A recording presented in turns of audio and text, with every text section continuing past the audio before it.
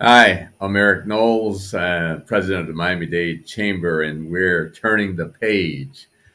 We decided a few months ago that we get back to we used to have what we call wine and words. And so now, moving forward, it's turn the page.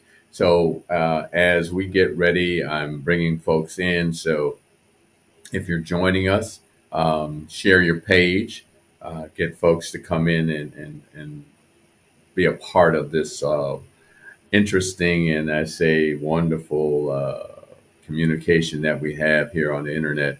Um, you know, we all have pivoted so much, and we're doing so much here on streaming, and so we've changed the way we've connected. And today we have with us Miss Rochelle Gapere, and I had to make sure that we always screw up people's names, and it's terrible if you're interviewing someone and you destroy their name. So here we have Miss Rochelle Gapere, and one happy thought at a time. Um, and she's been an author. She's been on the road, uh, uh, pushing and telling folks how to create these happy thoughts. So, one happy thought at a time, 30 days to a happier you. Rochelle, how are you? Hi, I am wonderful. How are you doing? I'm doing great. I'd be better if I see your photo. I don't see you, I see a blank screen. You there? Oh no. Paris, where is she? I just see a blank screen. Can you hear me? I hear you well. Because I see myself on the screen. Okay, I don't see you. All right. Uh, So I I'm going to stop my camera and restart it just in case. okay. All right. All right. Let's see what happens there. Yeah. Okay, it's just me. Okay, your camera is buffering.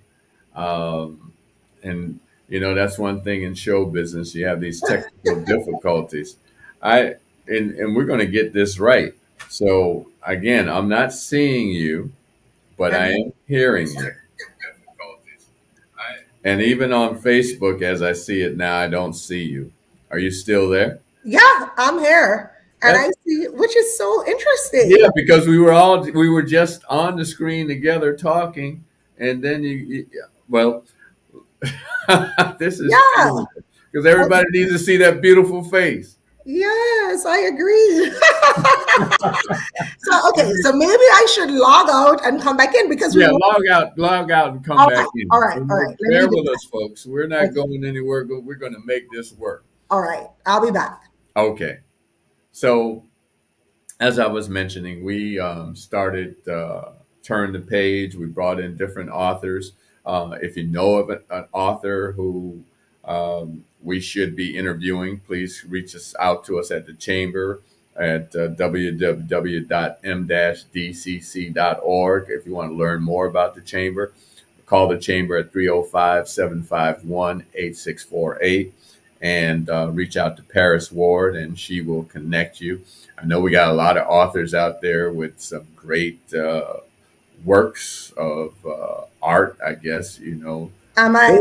There you are. Yay! Hey, Really close. I mean, isn't that life? We have little yeah, ebbs and you flows know, and you got to be able to just adjust and move. and pivot. Yes. Yeah. So because here I'm sending out a message to my Facebook page as I sent um, ask folks to share and share it on their Facebook page.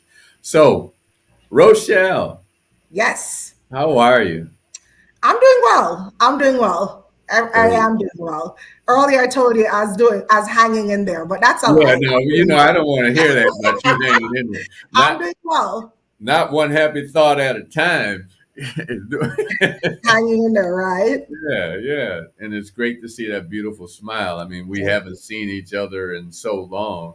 I mean, we all are getting back to some normalcy, but then even in the middle of this normalcy, this pandemic is um, uh, peaking up again. But even through that, let's talk about that. You and I, as you said, we were talking prior to coming on live, and we were talking about the fact that we're working from home. As you say, I'm home today. Our office pretty much 3 days out of the week, and then a couple of days at home. But speaking about the pandemic, I actually tested positive last week, and I tested again a couple of days ago, and it came back negative yesterday.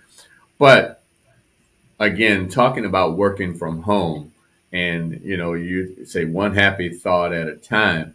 So how have you dealt with that? And I know you said you pretty much was on a work from home schedule anyway, so obviously it's a little easier for you to pivot. So talk about that a little bit, and how do you, from a thought process, even deal with that? So, to be fair, in the beginning, I remember I was very, very unsettled, just the shakeup of my life. I was used to having my freedom, as we all were. Oh yeah. I Yes, mean, right? you, not to cut you off, being a world traveler. I mean, you had a sabbatical in Oxford that started this whole Journey. thought process. So yeah, you're not one to just sit down and be still. Yes. So it was hard in the beginning. And, at early in March, I remember thinking, okay, I don't know what the future holds. I can't control what's happening outside of me. So I need to just control what I have within my space and my realm, right? And so initially it was hard. And I just decided, okay, stop trying to control outcomes. Because remember, in the beginning, they said 2 weeks from home, and then it ended up being, okay, we're going to see you in June. And I think that was where my anxiety was initially, not knowing when this would end. And so eventually I just decided I'm just going to bloom where I'm planted. I'm going to bloom where I'm planted. I'm going to make the best of where I was in the current situation. And so I just started focusing on things that I really enjoyed. And so, in every season, whether in the pandemic, there are going to be ebbs and flows in life. We're going to have valleys. And so, we just have to decide what posture we're going to have during the valley. And so, I just started really honing in onto the things that I knew I enjoyed. And so I started turning off the news, setting healthy boundaries. At first I was watching CNN all day, and it would just heighten my anxiety. Watching that clicker of the death toll rising every day, it was just Right. so much. So I started setting healthy boundaries. I was running every single day because I decided I needed to get the vitamin D. I needed to be outside. And I was limiting access to me. Like the people who kept sending me doom and gloom articles, I eventually said to them, please don't send me any more of these articles. I will seek the knowledge that I need to know to provide me with the safety and the peace that I needed in that season. And so, yeah, it was hard in the beginning, but as I've written in my book, and, just using the tools that we know on an individual level, and it's personal. Happiness is a very personal thing. And so, using the tools that have worked for you prior to bring you back to a place of contentment. And so, that's a short version of how I pretty much pivoted during that time. So let's get to this book. Um, Yes. as we turn the page, I'm jotting down some notes, because one thing that you just said, bloom where you're planted, where I'm planted, and Mhm. that makes so much sense.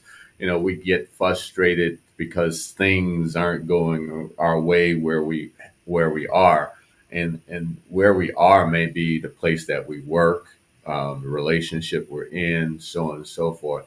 But and when you blooming where you're planted, you have to fertilize Mhm. that plant, and fertilizing it, like you said, is removing things that aren't good for you, but that's again adding those things that are good for you. As you said, here we are stuck in where we are in our homes, so on and so forth. So you took the opportunity to go run, like you said, get that vitamin D. I took the time to go to start a garden. I had I remember. collard greens and bok choy and kale and all beets and carrots. I had all, so that's what I did. Yes. And so that's a good point, and I hope people take something away from that and moving forward. So, a couple years ago, you went on this sabbatical. You went to Oxford. You're walking around. You're just absorbing the history. First of all, Oxford, Mhm. probably one of the oldest colleges, universities in the world. It Um, is. and you had the opportunity to be there, and all of these things started happening inside you. So let's talk about that a little bit. What started this? So there's this beautiful Chinese proverb that I absolutely love, and it says, "My barn having been burned to the ground, I can now see the moon." And I'll say it again: "My barn having burned to the ground, I can now see the moon." And so long and short of it, my life literally collapsed around me. I was in a long term relationship. It came to an end. A lot of my hopes and my dreams and the vision I had for my life was tied to that relationship and tied to that partner. At the same time, I was unmotivated at work, I was uninspired, and I just felt stuck. I really felt stuck in my life, and I decided that I had to do something. I mean, there was no choice. It was literally do something or just wallow in self-pity. And I chose to do something about it because I realized that my happiness is my choice. My happiness is my responsibility. Nobody's going to come and save me, and I had to save myself. And it was hard to pivot, and it was hard moving through the disappointment, the rejection, the pain, the shame of this whole thing just falling apart. And I had always prided myself on having my life organized and together. I always had a 2 year plan, 5 year plan, 10 year plan. All my plans would always work according to my desires until they didn't. And so in that moment, I surrendered. And I remember going to my boss, and I had a moment of vulnerability where I told her, I am so confused about where I am in my life currently. I need a timeout. And I could tell she was so concerned because I was always just a upbeat, happy employee who got along well with my colleagues. I was a high performer. And then I just had this loss of purpose. And so, through long and short of it, through that conversation, I ended up being approved for a 2 month sabbatical where I went off to Oxford. And I remember when I boarded that plane, I made a commitment to myself where I said I would never abandon myself again.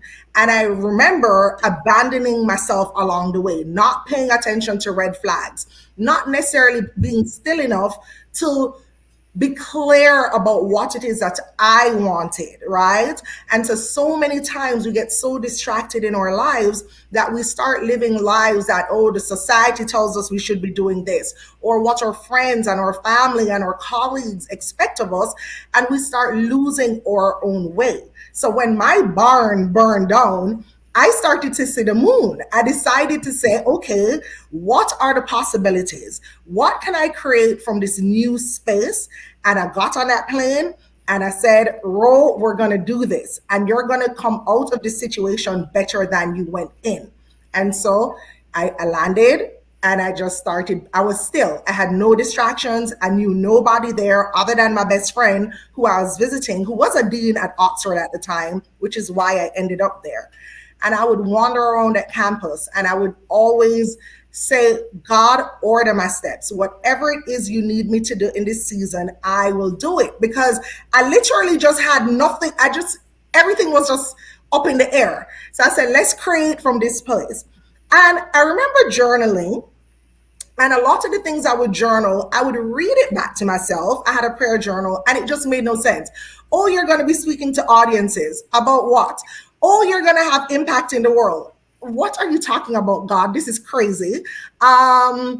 Your pain is going to birth purpose. Still had no clue. Remember, I was lost. I was a lawyer who was just confused about my life. The relationship ended. I didn't know where I was supposed to be. Little by little, I started jotting things down, and God revealed to me I was going to write this book. I said, okay, I'm going to write the book. I committed to writing a paragraph every single day, and I would reward myself at the end of the week by traveling somewhere that I enjoyed, whether it was Portugal, Italy. And so while I would travel, I would also write. And so pretty much that was how the book was birthed. As I was writing, it was very disjointed in the beginning, and I would always just open a new Microsoft Word document and just write every day. I would just write on a new page. I would go back at the end of the week, reread what I wrote, and eventually I thought, well, here goes some semblance of a book. Maybe this is beginning to make sense. But when you are living now where I am, looking through the rearview mirror, it's easy to see how all the steps came together. But while I was there, I had no clue. I just kept putting one foot in front of the other foot, in front of the other foot, and I just committed to just being the best version of myself. I wasn't hard on myself.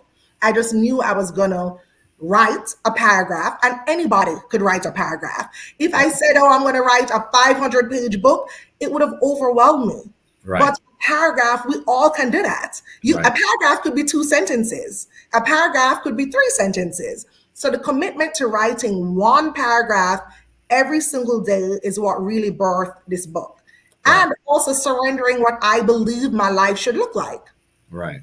I always talk about Richard Branson, and when he said he built Virgin Airlines, and he said, he didn't know where he was going, he didn't know how he was doing, he never built an airline, never ran an airline before, but he said he built it while he was flying. So that's what I hear you saying. Basically, you spread your wings, and you really didn't know where you were going, but you just believed in this this that was put inside you, and you went with it, and here we are today. 30 days to a happier you. So give us some excerpts from the book, and how you even think about that. So many of us were challenged. Obviously, now here we are still. I don't even say in the middle of this pandemic. We were definitely at the end. We're not at the end. We thought we were coming to an end, but here we are, pretty much still in the middle of it, and we're all meeting challenges, health challenges, mental stress. Parents going back to, their children going back to school. So we got all kind of challenges. So talk about that and your mindset about that, one happy thought at a time. Okay. So let me bring a little science into this. While there in Oxford, I started studying the science of happiness. I wanted to understand why some people were more predisposed to optimism and happiness than others, right? As human beings, we have 60,000 to 80,000 thoughts per day. And out of those thoughts, 80% of those thoughts are negative. So it means that we wake up, we have all these thoughts, but 80% are negative thoughts.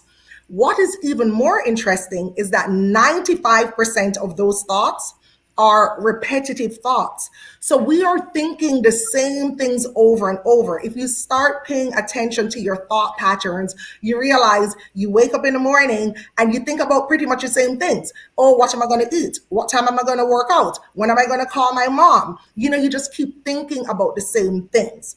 And then I will undergird this by saying, our happiness is 50% genetic, 10% or life circumstances, which is the pandemic, for instance, that we find ourselves in. But more importantly, 40% of our happiness is based on our habits, our daily habits. 40% is in your power. You can change your life, right? 40% of your habits, your daily habits. So what does that mean? We have to be very, very intentional about what we are thinking. And so what are you thinking? Are you really challenging yourself? Am I thinking negative thoughts? Am I thinking positive thoughts? And so one of the days in my book, I say, and I wrote, don't focus on the worst case scenario. Train your mind to focus on the best case scenario. Most of us, when we think about things, we view it through the lens of negativity. Oh, what's the worst that can happen? Oh, I may miss the flight. Oh, if I don't get married. Oh, if I don't get the job. Oh, if I don't get into the school that I applied to. But in the same breath, the opposite of that is, what if I meet the love of my life? That's a possibility. What if I get into the school that I applied for? What if I get that grant? What if I get that promotion? That is also a possibility. So it's stopping yourself when you are going down that negative thought pattern and saying, but what's the best case scenario? What is the best thing that could happen here? Right? And so many of us, we have limiting beliefs. And to be fair, we are the sum of the five people that we're spending the most time with. So who are you allowing to speak into your life? Because that messaging matters. And so be careful of who you're allowing to speak to your life, but more importantly, be mindful of the thought processes and the thoughts that you're having for yourself. Another thing, another day in the book that I really love is fight for your happiness and win. Nobody is coming to hand you happiness on a platter. You literally have to wake up and commit to joy. You have to commit to your joy. You have to wake up and choose it. I am choosing happiness today. You have to affirm it. The world that we live in, just this week alone, what's happening in Afghanistan, what's happening in Haiti. The world is heavy, yes, but there are moments where you could still hold on to your joy. And it doesn't mean that you don't have empathy and compassion for what is happening around you. But rather than wallow in that, how can you be a part of the solution?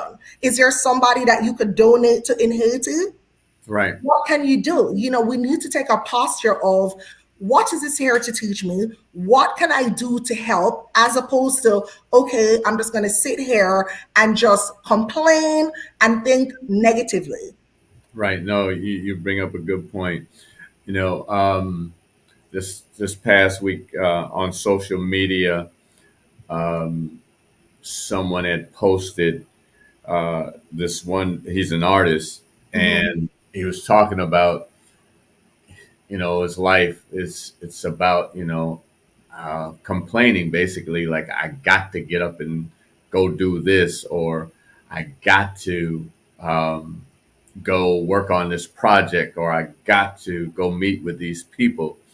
And he turned the mindset, and I get to be this great artist that paints these beautiful murals. You know, I get to go speak to thousands of people, rather than, oh man, I got to get up and I got to go do this.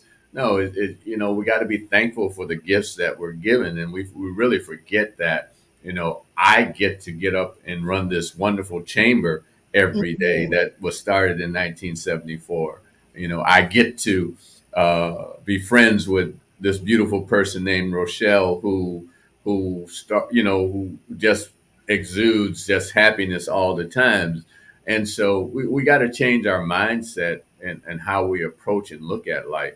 Mm-hmm. Yes, we do have challenges. There are always going to be challenges in front of us, but how we handle those challenges is how we move forward. We can be, you always have those folks who are naysayers, who are always gloom and doom, but it goes back to, you said, it's setting healthy boundaries, like you said. Yes. You don't have to put yourself within the company, like you said. We are the sum of the folks who we surround ourselves with. So I know you've been doing some tours. You've had the ability to speak uh, to audiences, Mm-hmm. hundreds, thousands of probably mostly women, but not necessarily all women. Because Mm-hmm. I know you've been engaged with other authors and speakers, and you've been on women's tours. Tell us about that a little bit, and how has that been? So, you know what? It's interesting because I speak to a lot of men also. And so, one thing I will say is that men also deserve joy, right? Sometimes people think men should just be sacrificial, they should just be here to provide and protect, right? And so, a lot of times in this personal development space, men are neglected. And so, no, we're all human beings and we all want to be validated, affirmed, and we are all entitled to joy. Happiness is our birthright. So men and women and teenagers and children are receptive to this messaging. It's interesting how this book really opened so many doors for me. I wrote the book, and I didn't know who would buy the book. I knew for sure my mom would buy the book and some best friends, right? The book took on a life of its own. People started reaching out to me. They invited me to talk and speak on podcasts. I started a women's empowerment summit, and that launched my speaking platform. So I'm going to put a pin right there. Right. You don't have to wait for people to give you the life of your dreams. You can create the life of your dreams. My speaking platform started at an event I created. Before anybody invited me on any stage, before I was signed to this International Speakers Bureau, A Speakers, I created my own platform. And that is what is so important about self belief. A lot of times we're waiting for people to offer us the job or invite us to the room or the environment when we actually can start creating what it is that we want for ourselves. Faith without works is dead. And so if you have an idea, you need to start putting momentum behind your idea. Do not wait for somebody to affirm your idea before you believe that your idea is valuable. So I created a platform for myself to speak. And people who saw me speaking, and we took the Women's Empowerment Summit, we took it to Canada. It was sold out in Toronto, sold out in London, sold out in Miami. That was the first one, and sold out in New York. Throughout those events, people saw me speaking and started inviting me to the workshops for their companies. And I ended up opening for Steve Harvey in Jamaica. A lady from Sagicor saw me speaking at the New York event and invited me to speak at their event. That event literally blew the lids off of my life because that's when the Speakers Bureau saw me on YouTube and invited me to be a speaker on their roster. Yes, all in 3 years because I made a bet on myself. And I'm not saying it's easy. Yes, you're going to have the self doubt. You're going to worry about, oh my God, like, are people going to think I'm crazy? People were thinking, oh, she's a lawyer. How is she talking about happiness? But I just decided that I was going to stick to my conviction and what I remember God had promised me when I was in Oxford in 2017. And I just kept taking one step at a time and one step at a time. So, this book is just a manifestation of believing in yourself first and then also tuning out the noise and just being really true to yourself. And a lot of that takes vulnerability. And we live in a world now where everybody wants to put up this facade of having it together. But it's okay to not have it together. It's okay to go through loss because that is where you're able to rebuild your life from. And so, yeah, Absolutely. I know people. A lot of times, people say to me, "You're so transparent. You just tell all your business." Yes, I will, because if I can help liberate somebody else to live the life of their dreams, then I'm really living and doing my purpose and my mission because I know what it felt like when I walked into my boss's office that day, so confused, so overwhelmed, so unsure about who I was and the life that I was supposed to be living at the time. Absolutely. I when we started, you say, well, how long is this going to be? 15 minutes, 30 Hey, I minutes? told you I could talk. Listen, you better cut me But off at the some thing point. We is, will be here till 6 o'clock yeah, tonight.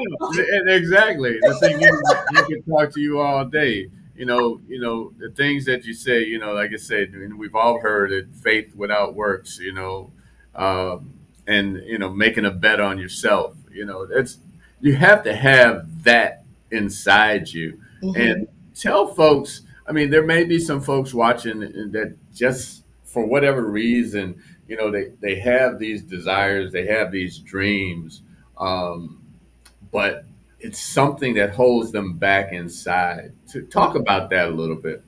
So I will say that your gift will make room for you.